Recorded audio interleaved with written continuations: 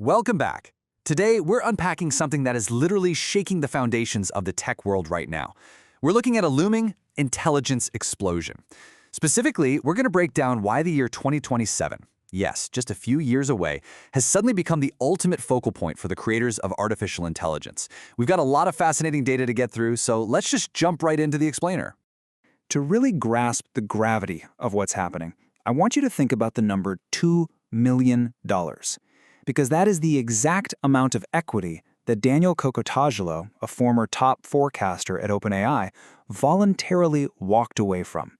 He surrendered 80% of his net worth by refusing to sign a non-disparagement agreement. Why would anyone do that? Well, simply so he could keep his right to publicly sound the alarm on exactly how fast AI timelines are accelerating behind closed doors.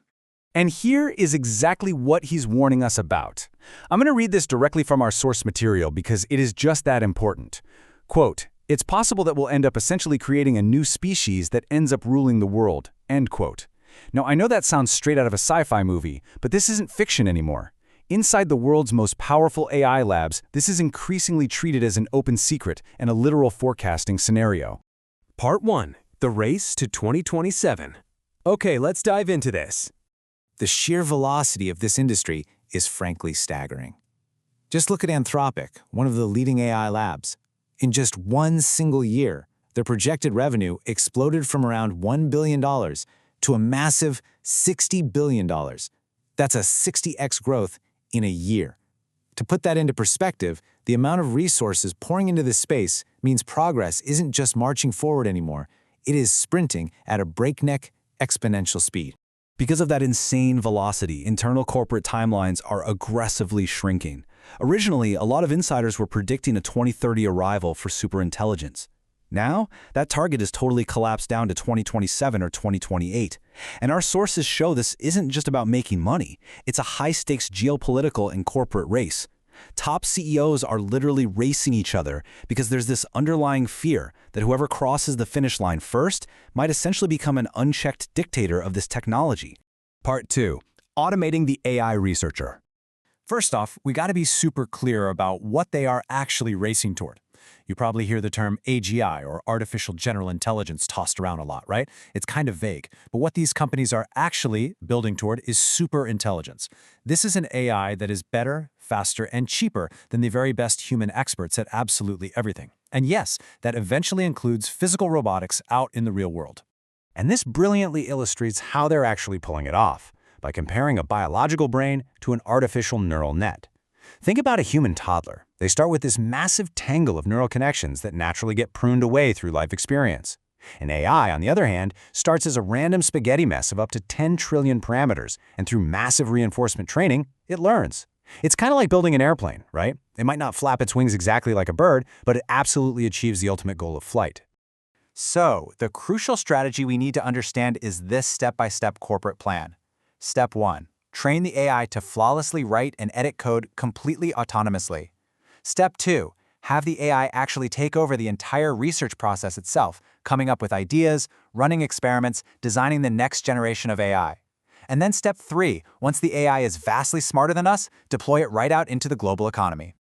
Part 3. The Intelligence Explosion. Let's look directly at this ticking clock established by the AI 2027 forecasting paper. By mid-2025, we're looking at highly capable autonomous agents. Fast forward to 2026, and we start seeing entire corporate departments being replaced by AI agent subscriptions. And then, by 2027, the absolute final job the AI automates is the AI researcher itself. This is the incredibly short timeline these labs are quietly operating on right now. So what exactly happens when AI researchers are automated? Well, we hit something called recursive self-improvement. This is the pivotal moment the machine starts continuously upgrading its own intelligence, 24/7 with absolutely zero human input. It'll be running thousands of times faster than biological human thought. This right here, this is the match that literally ignites the intelligence explosion.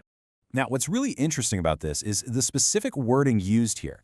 The CEO of Anthropic coined a somewhat similar phrase, but our source corrects it to this: an army of geniuses in the data center. We aren't talking about diverse, independent digital people here. We're talking about millions of cloned copies of the exact same supermodel, entirely owned and commanded by one single corporation, moving together in absolute lockstep. But there is a massive obstacle standing in the way, known as the black box problem. Because these systems have 10 trillion artificial connections, our current science, something called mechanistic interpretability, is just way too weak for us to actually look inside the AI's brain. We literally cannot guarantee if an incredibly smart AI is aligned with our values, telling us the truth, or if it's just pretending to follow orders while secretly doing its own thing. That is the fundamental risk of losing control. Part 4. A different path forward. Forecasters present two starkly different paths from here. Plan D is the default path, the one we're on right now. It's a secretive, unregulated race straight to 2027. On the flip side, Plan A is the recommended intervention.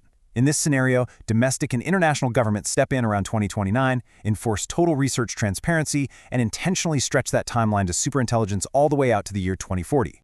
So why is opening that black box and having total transparency so absolutely vital to Plan A? Well, number one, it prevents a single corporate monopoly from just owning the entire global economy.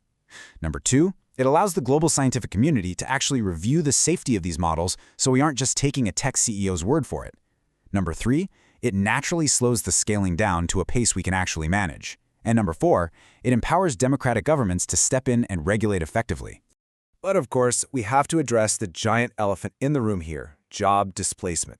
If AI and robotics eventually do everything better, faster, and cheaper, human labor is displaced. So Plan N introduces a radical economic shift. We would move from our current economy, where your income is tied directly to your daily labor, to an economy driven by a citizen's dividend. Essentially, the staggering, massive productivity of AI and robots would just fund the population directly. And when we say staggering productivity, the forecasts are truly mind-bending. Because of the limitless abundance created by robotic labor and AI intelligence, they estimate a citizen's dividend could start around $25,000 a year and eventually scale up to a whopping $10 million per person, adjusted for inflation. We're talking about a world of complete, literal, material abundance. But that leaves us with the ultimate question to close on today. If work becomes entirely optional and an intelligence explosion grants us limitless abundance, who will ultimately control that godlike power? When we inevitably pass the torch to superintelligence, will it be a single tech CEO, a democratic system, or the AI itself?